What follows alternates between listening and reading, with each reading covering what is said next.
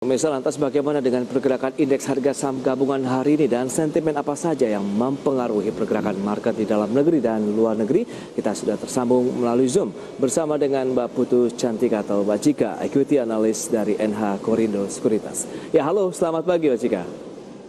Selamat pagi Mas Pras, selamat pagi pemirsa IDX. Ya, terima kasih atas waktu yang disempatkan. Kita akan mereview ini ada beberapa informasi yang sudah disampaikan tadi dengan pergerakan indeks harga saham gabungan yang sudah memasuki masa konsolidasi, kemudian data di luar negeri tapering off, kemudian di dalam negeri lagi ada rilis di kuartal ketiga. Sejauh mana ini menjadi sentimen pendorong lagi nih buat IHSG, Mbak Cika?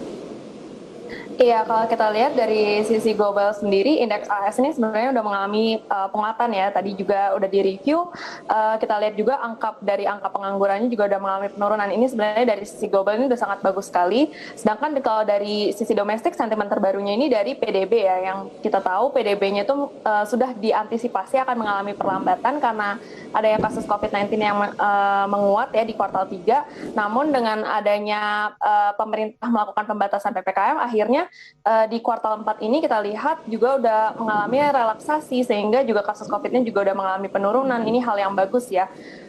Secara domestik ini cukup bagus dan namun kalau kita lihat dari pergerakan sahamnya, memang kita memproyeksikan untuk hari ini akan berada di kisaran di 6.550 sampai dengan 6.680 ya. Ini pergerakannya masih terbatas karena kemarin juga kita lihat banking ini masih mengalami masih ditahan walaupun investor asing masih mengalami mencatatkan akumulasi. Ya, itu dia. Lebih ke mana nih arah dominasi dari sentimen yang mempengaruhi pergerakan market hari ini? Apakah dari global kaitannya dengan tapering off sendiri atau rilis data laporan keuangan atau kinerja emiten? Iya, kalau misalnya untuk dari sisi global yang tapering off ini sebenarnya ini udah menurut kami kita udah tidak khawatir ya, karena menurut kami sendiri The Fed ini sangat baik sekali sudah mengkomunikasikannya dari jauh-jauh hari. Jadi kita sebagai pelaku pasar juga sudah tidak kaget, dan juga ini terlihat dari walaupun kemarin sudah diumumkan sudah jadi adanya program tapering ini, tapi net foreign buy-nya masih masih mengalir deras di pasar saham kita ya.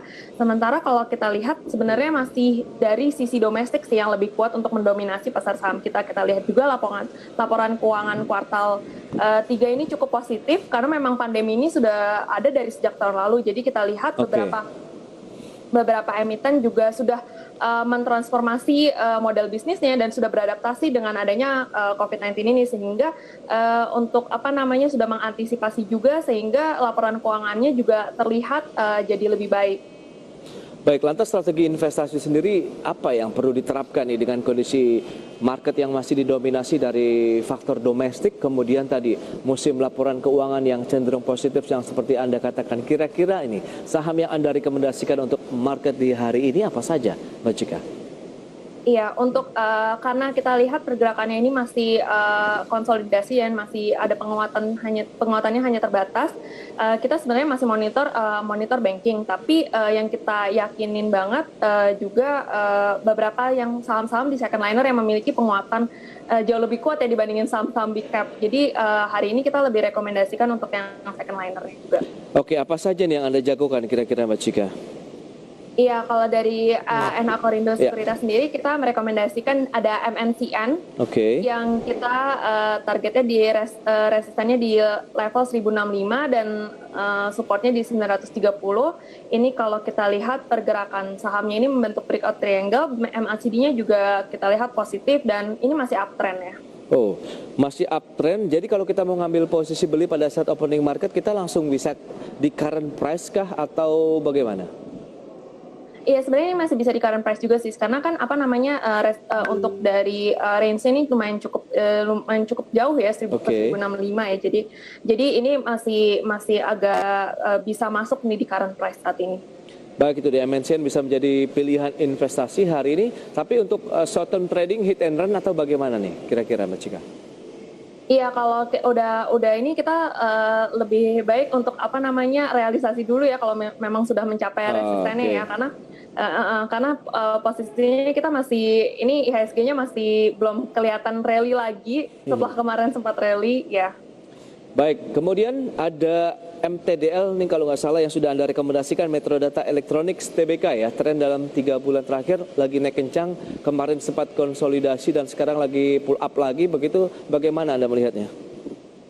Iya, untuk MTDL sendiri kita berikan level resistennya di 4090 ya, dengan supportnya di 3600. Oke. Ini juga MACD-nya masih positif dan stokastiknya kita lihat juga Golden Cross ini sebenarnya momentum yang bagus ya, kemarin udah sempat akumulasi dan sekarang juga ini Golden Cross kita hopefully ini juga bisa naik hari ini.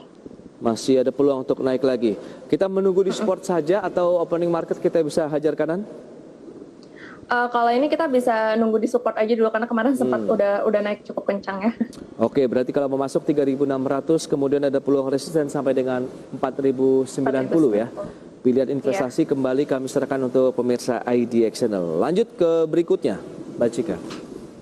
Iya, kalau di berikutnya kita juga ada MTech ini juga beritanya masih banyak sekali ya. Ini kabar akuisisi dan dia juga melakukan sinergi ke banyak pihak juga.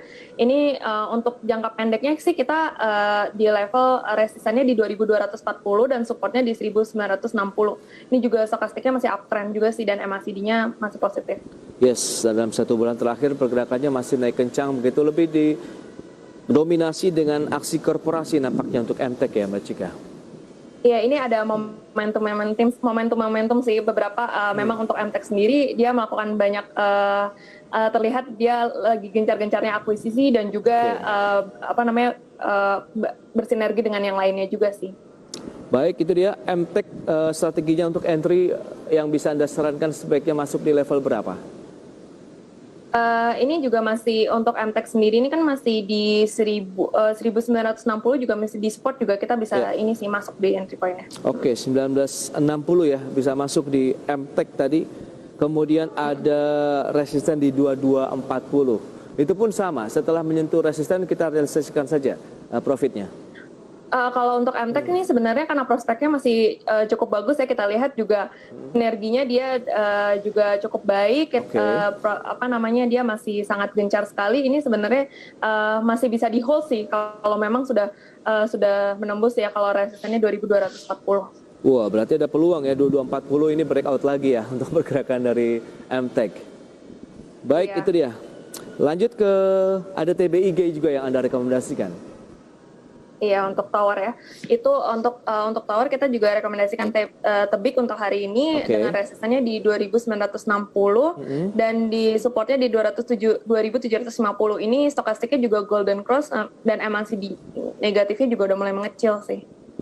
Baik, closing market di 2780 kemarin, bagaimana Anda melihat dari tren kemarin kan sempat ada pelemahan cukup dalam begitu. Apakah sekarang memang lagi rebound yang bisa dimanfaatkan untuk kita mengambil posisi belinya? Iya, ini sebenarnya momentumnya juga cukup bagus, cuma kita akan tunggu sampai di support aja kalau untuk tebik ya, karena kan kemarin juga udah sempat mengalami pelemahan. Kalau bisa dapat di entry point yang lebih rendah, lebih baik. Oke. Berarti ada MNCN, kemudian MTDL, MTech dan juga TBIG. Pemirsa bisa menjadi pilihan investasi untuk perdagangan hari ini. Tapi kalau kita lihat dengan kondisi market yang Anda katakan juga ada peluang lagi untuk membalikan arah, peluang ke 6.600-an begitu. Seperti apa sih nanti pergerakan dari indeks harga saham gabungan begitu dalam sepekan ini, karena opening market hari ini saja sudah naik 0,27% di 6599. Berarti 6.600 akan mudah ditembus lagi nih. Ya. Halo. Halo. Ya. Untuk proyeksi kita sih memang hari ini masih ada penguatan ya, karena kemarin sempat juga melemah dan juga kemarin juga karena kita lihat dari PDB-nya itu juga udah sesuai dengan ekspektasi. Kita lihat juga dari sisi domestik juga kuartal keuangannya juga bagus dan juga untuk hopefully di kuartal 4 ini kan juga pemerintah sudah melakukan relaksasi ya. Jadi kita harapkan juga ini akan inline dengan proyeksi dari pemerintah sendiri untuk PDB-nya di 2021 di sekitaran 3,5 sampai 4,3%-an dari Bank Indonesia. Kita lihat ini banyak sekali sebenarnya katalis yang positif ya untuk mengangkat IHSG. Namun memang beberapa minggu ini kan karena sebelumnya sudah rally cukup kencang ya, jadi ini lebih ke aksi profit taking dan koreksi wajar sih. Baik, jadi dengan pergerakan indeks harga saham gabungan yang masih kuat, lantas bagaimana dengan potensi? Karena kita tahu Badan Meteorologi, Klimatologi, dan Geofisika juga sudah memperingatkan peluang ataupun potensi terjadinya La Nina di Indonesia dengan tingkat curah hujan yang sudah kita rasakan dalam beberapa hari terakhir ini. Akankah ini menjadi salah satu juga sentimen yang perlu diperhatikan bagi investor, mengingat apakah ini juga akan mempengaruhi kinerja emiten-emiten yang ada di pasar modal, Mbak Cika? Iya, untuk dari BMKG sendiri sih sebenarnya kita ini ya lebih tidak terlalu signifikan ya efeknya akan ke IHSG ya. Cuma kita lihat kan sekarang juga ini mobilitasnya cukup kencang ya, dan ini menuju akhir tahun juga, biasanya juga ini udah approaching holiday season juga. Ini sebenarnya kita lihat kita memperhatikan konsumsi sih, karena kan kemarin PDB ini untuk dari PDB-nya sendiri yang paling tertekan itu adalah konsumsi. Sedangkan kita hopefully di kuartal keempat ini konsumsi ini akan rebound dan akan mengalami recovery. Kita lihat juga mobilitas di Jakarta juga, untuk dari Jakarta sendiri juga udah cukup tinggi, dan ini dan beberapa makroekonomik juga sebenarnya sudah memberikan sinyal yang cukup positif ya. Baik.